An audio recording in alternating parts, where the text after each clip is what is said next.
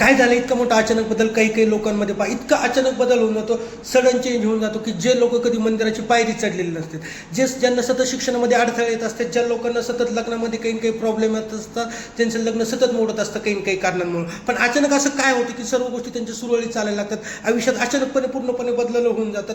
जे लोक कधी मंदिरात गेले नव्हते ते पूर्ण देवाची भक्ती करायला लागतात, पूजापाठ करायला लागतात. ज्यांचं हायर एज्युकेशनसाठी प्रॉब्लेम येत होते त्यांना कुठेतरी फॉरेनला जायला व्हिसा भेटतो, त्यांचं ट्रॅव्हलिंग होतं, सर्व गोष्टी व्यवस्थित होतं. असं का होतं?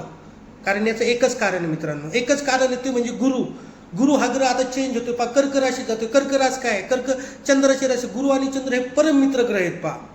गुरु हा कशाचा कारक आहे? गुरु हा बुद्धीचा कारक आहे, नॉलेजचा काय आहे, हायर नॉलेजचा कारक आहे. गुरु हा एज्युकेशन देणार, धार्मिकतेचं तुम्हाला नॉलेज देणार, तुम्हाला एकदम असं गाईडलाईन, तुमच्यामध्ये अशी बुद्धी येऊन जाईल की तुम्ही लोकांना गाईड करणार, तुमच्यामध्ये सल्ला देण्याची प्रवृत्ती एकदम वाढून जाते. घरामध्ये सुख समृद्धी ऐश्वर्याचा कारक गुरु आहे. आपल्या जन्मपत्रिकेमध्ये लग्न स्थानाचा कारक गुरु असतो. जे सर्व सुख समृद्धी आहेत, मुलं बाळांचं सुख झालं, घरातलं सुख झालं, गाडी घोडा बंगला, हे सर्व गोष्टी ह्या गुरुच्या अंडर येतात. याचा कारक गुरुग्रह आहे. जर तुमच्या पत्रिकेमध्ये सुद्धा गुरुग्रह चांगला असेल तर हा निश्चित तुम्हाला फळ देईल. कर्क रास काय? कर्क ही चंद्राची राशी, शीतलता ही इमोशन्स आहेत त्या राशीमध्ये, सुंदर रास आहे कर्काची, जलतत्वाची राशी ही जिथं पण जलतत्वाची राशी बसलेली असं तुमच्या पत्रिकेमध्ये, तिथं तुमचा इमोशनल बॅलन्स सर्वात जास्त तिथं हालतो. नाही तर तुम्ही त्या रिलेटेड सर्वात जास्त इमोशनल असतात. चंद्र म्हणजे काय? आपली आई. चतुर्थ स्थानामध्ये आपलं आई, घर, दार, ह्या सर्व गोष्टी असतात. तिथं आपलं सर्वात जास्त प्रत्येकाचा एक बिग पॉईंट असतो फॅमिलीमध्ये जर तो हॅपी असेल तर सर्व गोष्टी व्यवस्थित होऊन जातात.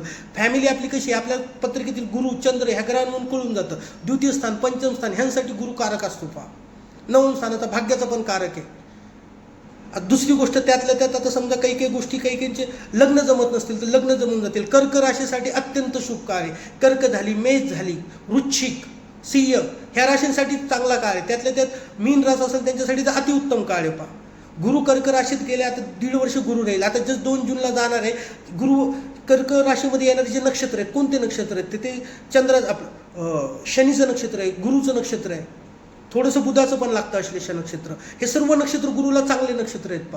त्यासोबतच आता गुरु गेलेल्या एक 1.5 महिन्यामध्येच तुम्हाला इतके चेंजेस दिसून येतील आयुष्यामध्ये की तुम्ही इमेजिन सुद्धा नव्हतं केलं.